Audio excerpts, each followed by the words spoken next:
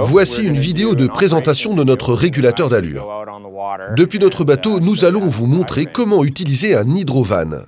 Le contrepoids de l'aérien vous permet de régler l'inclinaison de celui-ci en fonction des conditions. Par petit temps, on met l'aérien en position verticale pour une sensibilité maximale.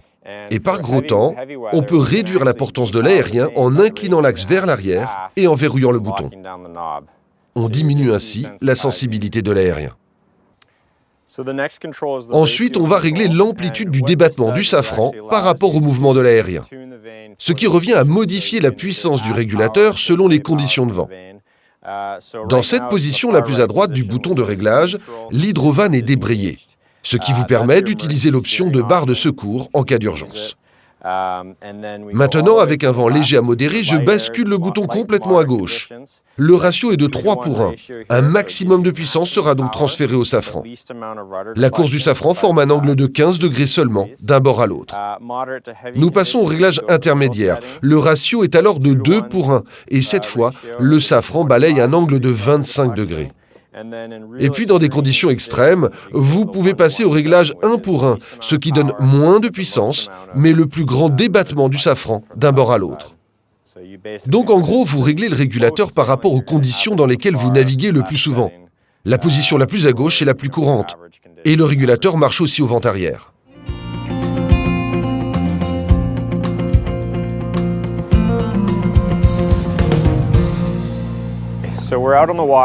Nous sommes donc sur l'eau dans la magnifique baie de Bérard.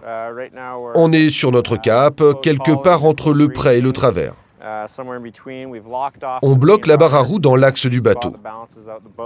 On revient par ici pour régler le régulateur et on met le bord d'attaque de l'aérien dans l'axe du vent.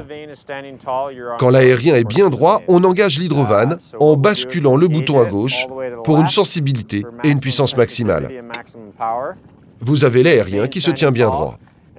Maintenant, ce qui se passe, c'est que dès que le bateau s'écarte de son cap, l'aérien se déplace d'un côté à l'autre, ce qui fait bouger le safran et maintient le bateau sur sa trajectoire. Vous devez garder à l'esprit que vous suivez toujours un cap basé sur le vent apparent. Donc si le vent change de 10 degrés, le régulateur d'allure va suivre.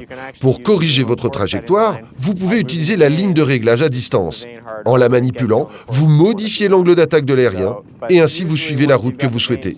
Après, n'oubliez pas de régler vos voiles. Mais en général, une fois que l'aérien est bien réglé, il se tient droit et fait des petits allers-retours d'un côté à l'autre. C'est le genre de mouvement que vous devez rechercher. S'il est constamment basculé d'un côté, alors vous savez que vous n'avez pas engagé le bon rapport. Une autre caractéristique importante de l'hydrovan est le fait qu'il sert également de gouvernail de secours. Ainsi, si vous avez des problèmes avec votre safran, qu'il s'agisse d'une panne de secteur de barre ou une panne hydraulique, vous avez toujours la solution de repli. Tout ce que vous avez à faire est de déconnecter le safran de l'hydrovan en mettant le bouton tout à fait à droite. Le régulateur est alors en stand-by. Le safran est libre et ce que vous pouvez faire, c'est prendre la petite barre et la glisser à l'intérieur du support de barre de cette façon.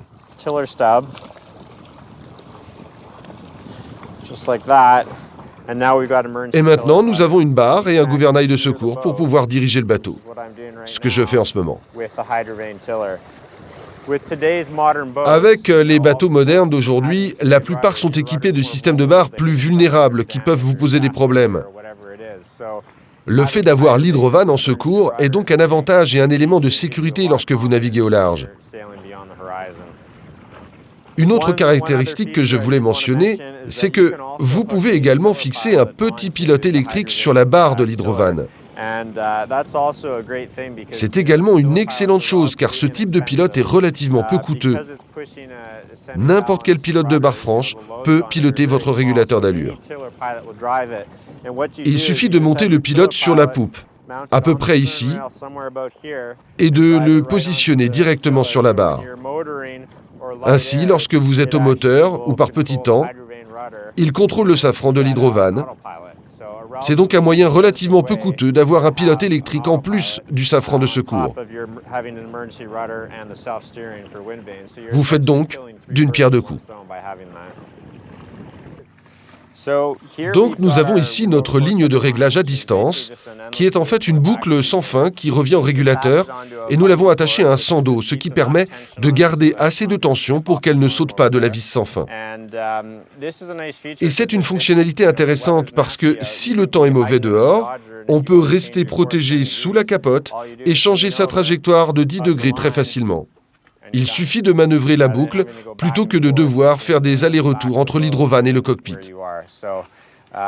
J'aime que la ligne de contrôle aille aussi loin que possible pour pouvoir l'atteindre de n'importe où dans le cockpit et faire facilement des ajustements.